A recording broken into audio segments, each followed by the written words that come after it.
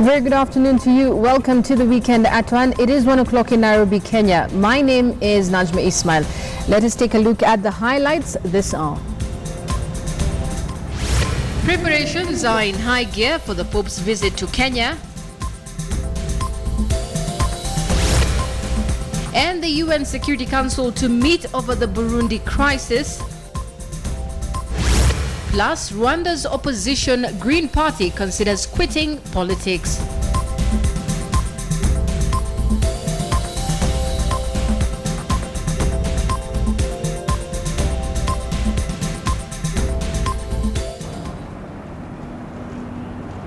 $10,000 police officers and an additional 10,000 NYS officers will be deployed by the government to maintain order during the much-anticipated papal visit later this month. State House spokesman Manoa Isipisu, who issued a briefing this morning jointly with Bishop Alfred Rotich of the Kenya Conference of Catholic Bishops, stated that the government is deliberating on whether to make the days of the papal visit public holidays. At the start of his Africa tour, we have discussed a lot about what he will do.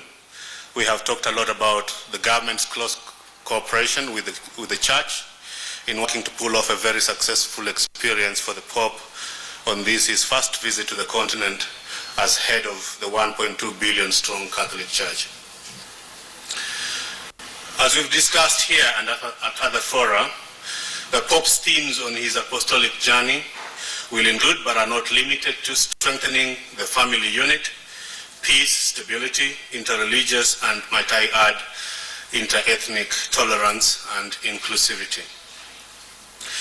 The Holy Father will also discuss climate change when he visits with diplomats at the UNEP headquarters in Gigiri here.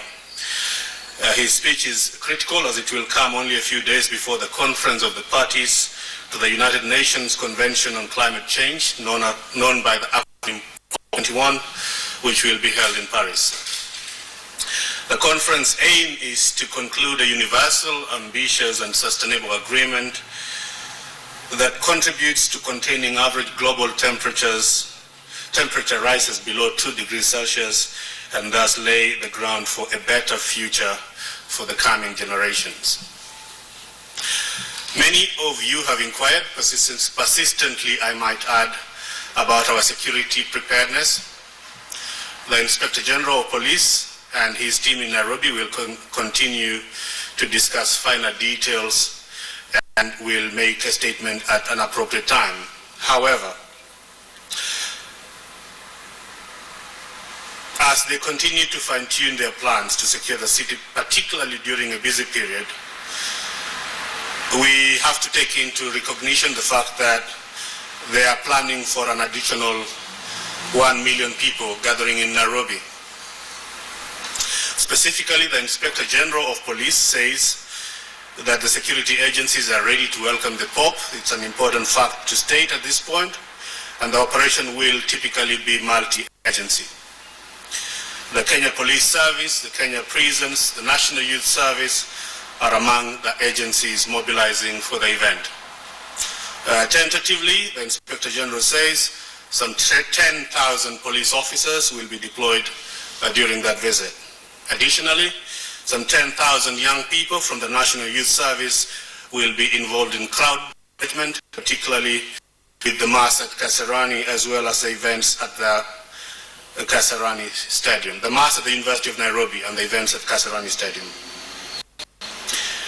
I have to warn in advance that I cannot answer questions on security deployments for obvious reasons, but in your mental map, please figure out 1 million people, possibly occupying every space from the University of Nairobi graduation grounds through to Central Park and yonder to Uhuru Park.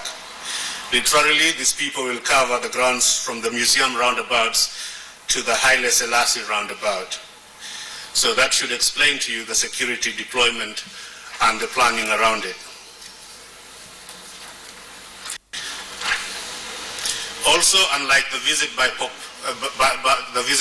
President Barack Obama, when the government encouraged Kenyans to stay home, we are encouraging Kenyans to flock into the city in their numbers to cheer the Pope and celebrate Mass with him. As this is a state and pastoral visit, the Pope himself has expressed the desire that as many people as possible have access to him. And when the routes he will take during the tour are announced, you will see that reflects his desire. Due to these circumstances, many of you have asked whether the government will declare November 26 and 27 public holidays. The answer is that at this point, the government is deeply seized with the matter, and a decision will be made in the coming days. The government is looking at the options available in this matter and will make a decision based on what works best for the country. One of the options, of course, is to look at whether employees, especially in Nairobi, can give their staff flexi working hours during that period. The facilities, venues for the various events the Holy Father will participate in are ready. They span from arrival and departure at Jomo Kenyatta International Airport, meetings and the address to the nation, of Nairobi for Holy Mass, UNEP for meetings with diplomats and the address on climate change, the meetings at the community church in Kangemi, young people at Kasarani, and of course the meeting with the Kenya Conference of Bishops, also at Kasarani. Away from the papal visit now, Tanzanian President John Magufuli has embarked on his rule in style. In what has impressed East Africa, Magufuli has banned all foreign troops, 4 ministers and top government officials. Magufuli has instead ordered them to travel to the villages to familiarize themselves with the electorate's needs. The president has also ordered for better management of free primary education and that revenue collection should target all. He has also ordered strict procurement process.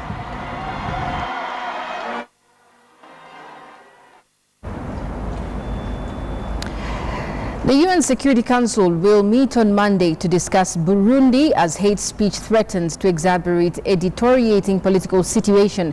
The meeting comes at the request of the French government, which has denounced the wave of hate speech which threatens to inflame the country. Burundi has seen months of violence triggered by President Pierre Nkurunziza's successful bid to win a third term in office, prompting a dramatic rise in killings, arrests and detentions.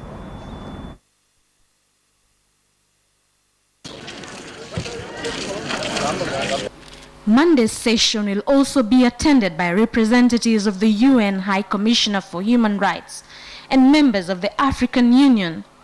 The International Crisis Group has also warned over the dangers posed by the escalating violence and the increasingly hardline rhetoric in Burundi.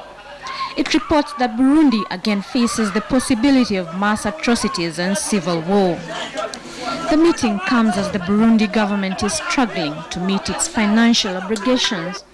This follows the suspension of aid and diminishing revenues from taxes and exports in the face of a political crisis that has been unfolding in the East African country this year. Western countries led by the European Union, the US, Belgium and the Netherlands have withheld more than $190 million in aid in attempts to get Nkurunziza to negotiate with the opposition. Slightly over 50% of Burundi's budget is donor-funded. Burundi now finds itself under pressure to finance its donor-dependent $970 million budget. Ellen Wanjiru, KTN News.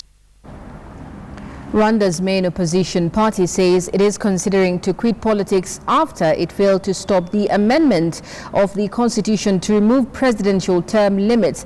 This comes as the Senate approved the draft constitutional amendment that was recently debated and voted in by the Chamber of Deputies. The article allows President Kagame to continue to serve the term for which he was elected and an additional 7-year term, subject to a referendum. Now, Rwanda President Paul Kagame could have the freedom to rule until 2034. The opposition Green Party says its political agenda is being undermined by the ongoing amendments. Now, the World Health Organization is boosting its efforts to guide countries on El Nino preparedness and timely response to curb its health risks. The WHO is deeply concerned about potential deaths, illnesses, malnutrition, and psychosocial effects of the strongest El Nino in nearly 2 decades. According to a World Health Organization status report, the trend of unusual wet and dry conditions for November 2015 to January 2016 will continue. The report also noted that those El Niño-related health impacts depend on local health vulnerabilities, preparedness, and response capacities, in addition to the local climate situation.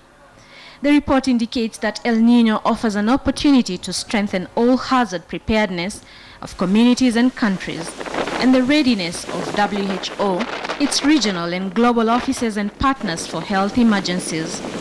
At international level, WHO is assisting countries to build health system reliance and improve emergency risk management, as well as raise awareness. Extensive floods and droughts caused by El Niño have brought significant health impacts around the globe. For example, extreme rainfall has not only made East Africa and the Horn of Africa food insecure with huge economic reduction in agriculture, but it has also triggered waterborne and vector-borne diseases such as cholera and Rift Valley fever. In South America, the unusually intense rainfall has caused flooding and landslides, widely destroying homes and infrastructure. Drought, the other impact of El Niño, has led to water shortages in the Pacific Islands, which worsened food harvests and economies, and increased morbidity and mortality caused by malnutrition diseases. Population displacement and psychosocial problems are among other common impacts attributed to El Niño. Ellen Onjiro, KTN News. Egypt dismissed international suspicions that a bomb downed a Russian plane in the Sinai as investigators said the cause of that crash, killed 224, was still unknown. Investigators say a noise was heard in the last second of the cockpit voice recording from the Russian plane that crashed last week in Egypt's Sinai Peninsula. Now, US and British officials have cited intelligence reports as indicating that the flight from the Sinai resort town of Sharm el-Sheikh was brought down by a bomb on board. Now, all 224 people on board were killed. Most of them, the victims, were Russian tourists. The crash 1 week ago dealt a huge blow to Egypt's battered tourism sector, which is yet to fully recover from years of political turmoil. Russians comprise nearly a third of all tourists who visit Egypt in the past year. Now, a collective sigh of relief has descended upon Sierra Leone following the declaration of the World Health Organization that it was now free of Ebola. Saturday marked 42 days without a new case being reported. Take a look. The World Health Organization has declared Sierra Leone free from Ebola transmission as West Africa battles to stamp out the deadly virus that is holding on in neighboring Guinea. Nearly 4,000 people have died in Sierra Leone of Ebola since the outbreak began in late 2013. The organization said 42 days have passed since the last confirmed Ebola patient was discharged on September 25th after 2 consecutive negative test results. A country must go 42 days, equal to 2 incubation periods of 21 days, without an Ebola case in order for the WHO to declare it Ebola-free transmission. We are now moving into a new phase, 90 days of enhanced surveillance, which will run until the 5th of February 2016. This new phase is critical as our goal is to ensure a resilient zero and that we can detect and respond to any potential Ebola flare-ups in the country. Now is a time to rejoice. It is also a time to remember, a time to reflect, and a time to act with resolve. There is much to rejoice about. Sierra Leoneans can now go back to living normal lives, rich and fruitful lives, to reunite with families and friends within engaged communities. It is a benchmark that neighboring Liberia reached in May, only to then experience a brief reappearance of cases before it was declared free from transmission again in September. Sierra Leone had at one point begun the 42-day countdown only to discover a new case of Ebola. Guinea, where the epidemic began, now remains the only country struggling to rid itself of the disease. WHO has recorded 7 new cases in neighboring Guinea in the past 21 days. Sierra Leone now enters a 90-day intensive surveillance period, and authorities caution that vigilance must continue. Weak leadership, shoddy supplies and infighting worsened the battle against the current Ebola outbreak that has killed some 11,000 people, mainly in Guinea, Sierra Leone and Liberia, and WHO has been criticized for its response. ICC prosecutor Fatou Bensouda is calling for greater action to end widespread impunity in Libya. Bensouda is warning that resource constraints in 2016 will impede her ability to conduct investigations. Bensouda was presenting her latest report on the situation in the country to the United Nations Security Council. After a seemingly endless cycle of violence, Libya's incessant conflict and political division may soon come to an end. The prosecutor of the International Criminal Court told the United Nations Security Council that significant progress is being made towards achieving the goal of peace and stability in Libya. Bensouda said the ongoing national dialogue is facilitated by the United Nations towards the establishment of a Libyan government of national accord. It represents hope for transition to national unity and durable peace. She added that the UN-supported exercise carries the important promise for Libya's efforts in the promotion of the rule of law, the protection of civilians, and the ending of impunity for atrocity crimes. She further stressed the importance of undertaking investigations with respect to the ongoing atrocity crimes in Libya and called for additional support from the Security Council. She also recalled that the appeals chamber of the ICC affirmed the admissibility of the case against Saif al-Islam Gaddafi and the inadmissibility of the case against Abdullah al-Sanusi. Anybody who's responsible for these most serious crimes of which the ICC has jurisdiction is not going to be protected. Earlier this year, the Tripoli court sentenced both Saif al-Islam Gaddafi and Abdullah al-Sanusi, among other co-defendants, to death for the crimes they allegedly committed during Libya's 2011 uprising. She said that of the reported 634 separate incidents, a total of 1,539 violent deaths were recorded. The total numbers of violent deaths have seen an average monthly increase in 2015. Ellen Wanjiru, KTN News. Let's now take a short break.